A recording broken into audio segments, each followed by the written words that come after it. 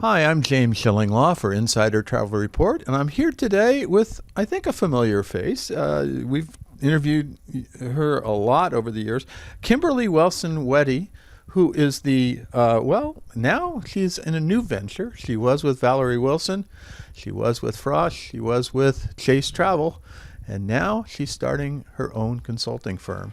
And we're going to find out about all that and more on Insider Travel Report. Kim, first of all, great to see you. You too. Thank you so much, James, for this opportunity to chat. It's been a while. It's been a while. We've seen each other at a lot of different events over the years, but I came over here and you fed me lunch today, there we go. And we're now in your home, and we're going to talk about your new venture, which is, let's talk about that first, and then we're going to kind of review your career and what you've been doing, because obviously you were co-president of Valerie Wilson Travel for many years. You were with Chase Travel most recently, and then just a few months ago you kind of gave it all up and decided you're going to try something new, and we're going to talk about that. Right now, let's talk about that. What is it? It's called Keep Wondering Why. Interesting initials. It kind of works, right? So I definitely wanted to play off this idea of curiosity. I think leaders rush to answers so often, so I really want to empower leaders and management teams to embrace being uncomfortable and ask the why. So Kimberly Wilson Wetty, KWW Inc. And it's a consulting business that I just started, and I had the great opportunity to see you at ILTM North America, where I was able to do a speech on trans and non-binary travel trends. So we'll get into that a little bit later. That's it. And it was also, that was a conference that was also held with Proud Experiences, and there was a whole afternoon about the LGBTQ plus. And it turns out you are very familiar with this on a personal level. And tell us a little bit, because this is one of your motivations for getting into it.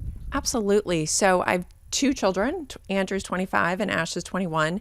And Ash identifies as transgender and non-binary. And my journey through their experience has really opened up my eyes to, we just need more education. And I don't think management teams and businesses really understand what's coming with Gen Z and Alpha. I certainly don't. I'm in the old school. Yeah, you could probably teach me a few things about this, and Ash could too, I think, right? Absolutely. And when you think about it, we have 5 generations in the workforce.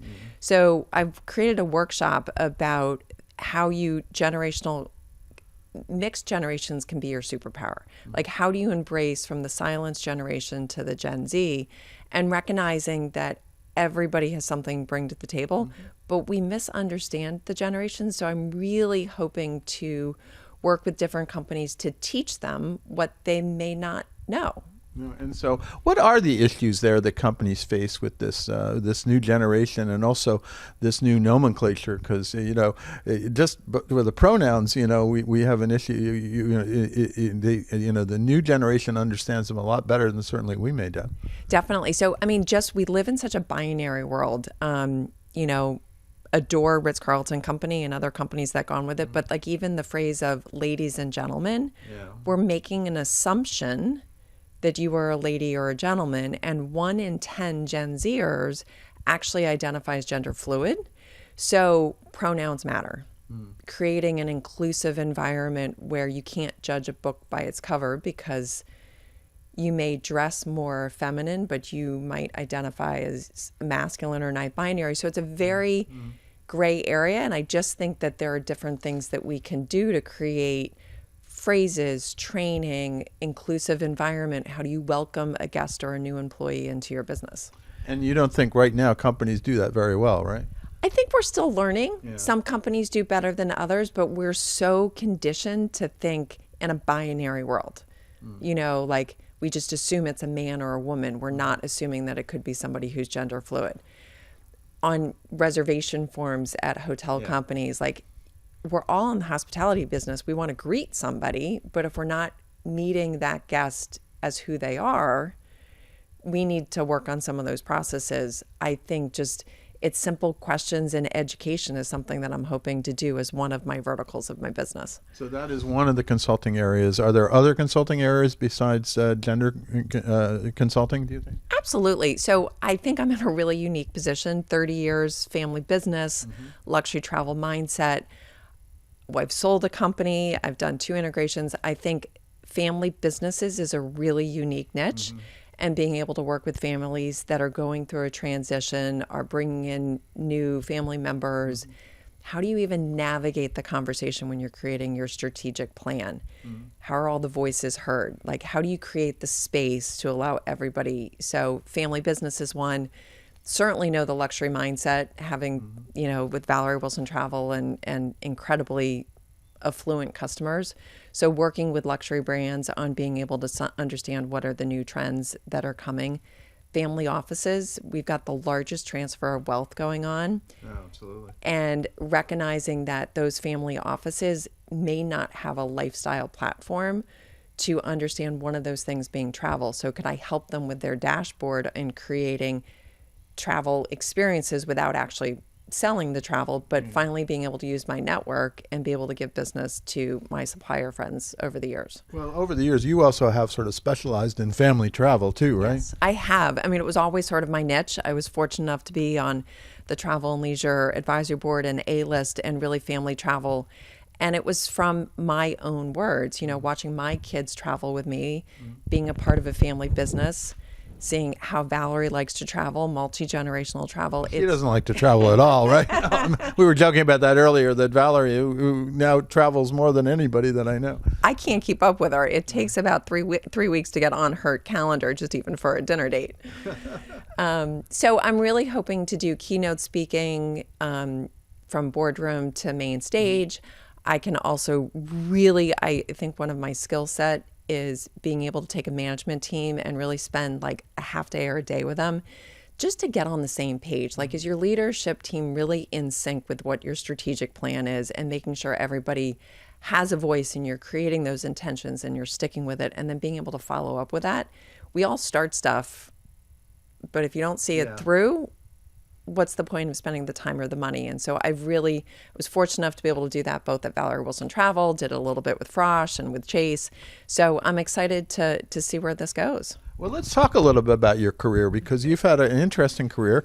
When did you start join Valerie Wilson Travel? You didn't come right out of college and do that. You got a little bit then before you went and worked with your mother. Yeah. So I think best advice I learned, never say never. So I grew up with Valerie Wilson Travel. So I was 11 years old when my mom started Valerie Wilson Travel.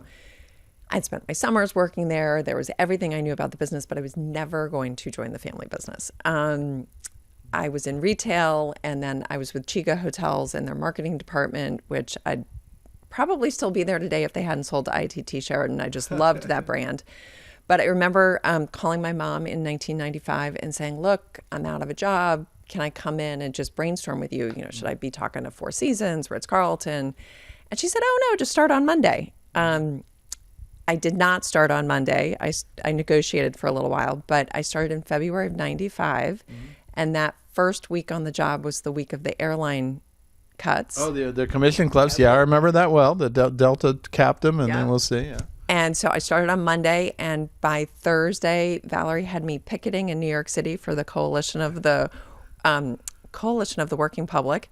And it's been an incredible journey, 30 years in a family business. And you rose through the ranks, and you eventually became co-president with your sister Jennifer, and Valerie became, the icon and the chairperson that we know today.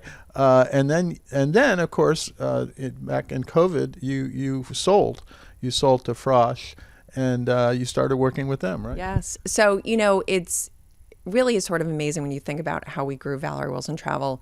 Jennifer and I had the opportunity to become co-presidents in 2006. Right. And that was really when we also became co-owners. So that was a real pivotal point for us in the family business, with both my sister and I being owners with Valerie and business partners. COVID was tough for all of us. It's always hard to sell a family business, but even harder when the chips are down, and our primary focus was taking care of our employees and what was the right thing to do. You had a lot of employees. We did have a lot of employees. And so grateful to Brian Liebman and the Frosh team for joining. And then 7 months later, we found out that they were selling to JP Morgan Chase. So, two family businesses known with both incredible reputations was the perfect fit. And then JP Morgan Chase. So I did 3 years of integration, and after celebrating 30 years, I thought it was time for a change. But when I was at Chase, I had the opportunity to oversee all of the marketing for the Frosh family brand. So that was like Valerie Wilson Travel, Frosh, Plaza Travel, Man Travel.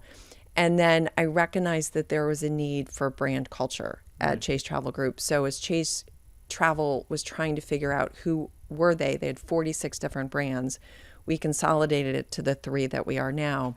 I knew I was leaving at a really good time because the Valerie Wilson Travel was here to stay for the high net worth.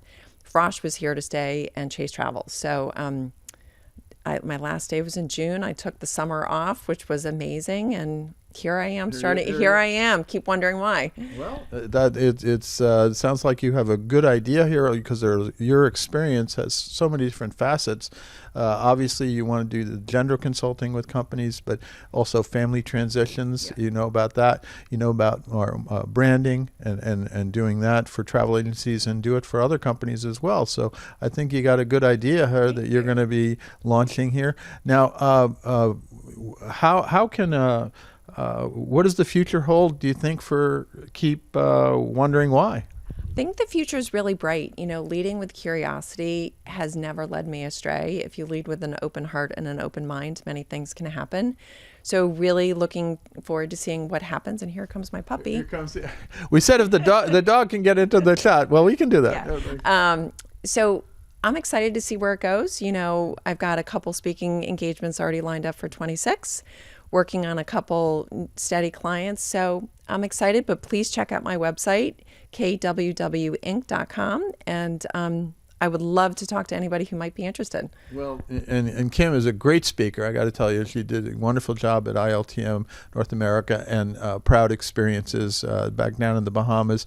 I've seen you speak at other events, and also obviously come in and talk to your companies about these issues that they face. And I think, when you're speaking up about the gender issue and knowing the experience you have.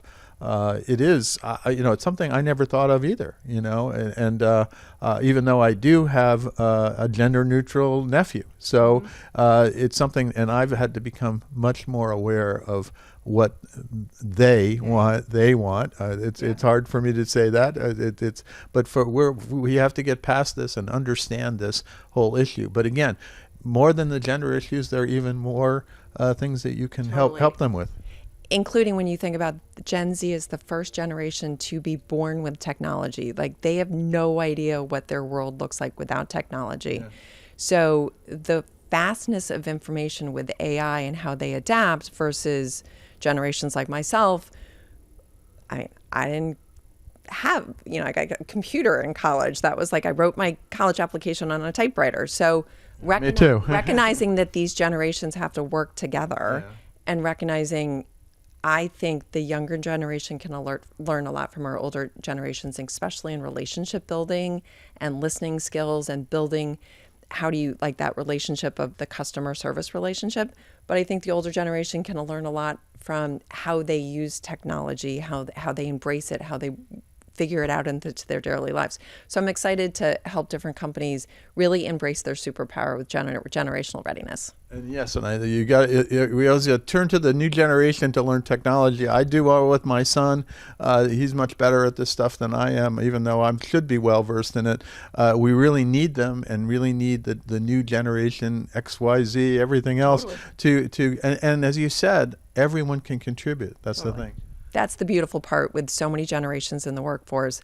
I still learn from Valerie every day, and I think she continues to learn from her grandchildren too. So that's the beautiful part.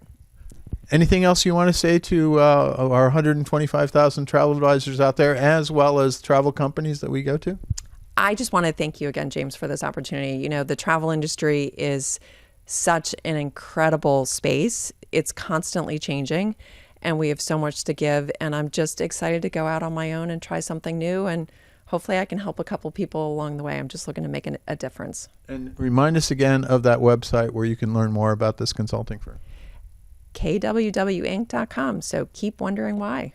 Or Kimberly Wilson Wetty. Yep. There you go. Yeah, great. So, well, listen, it was great to see you here. Thank you for lunch. Thank you. Of course. Thank you. I enjoyed meeting your dog as well. Yes. So Tusker, come here, bud. Oh, now he's got. Okay, this is our COVID puppy, and named after the Kenyan beer Tusker. Okay. So we embrace travel at all times. So fantastic. Yeah. Kimberly, it's great to see you here, and please take a look at what Kim is doing now. It really is very interesting, and I think it's really kind of crucial in today's. It's a whole new world out there, new generations, and you're going to help to try to consult companies and individuals about that. Thank you. Thank you so much. I appreciate it. It was a wonderful conversation as always. I'm James Shillinglaw, and this is Insider Travel Report.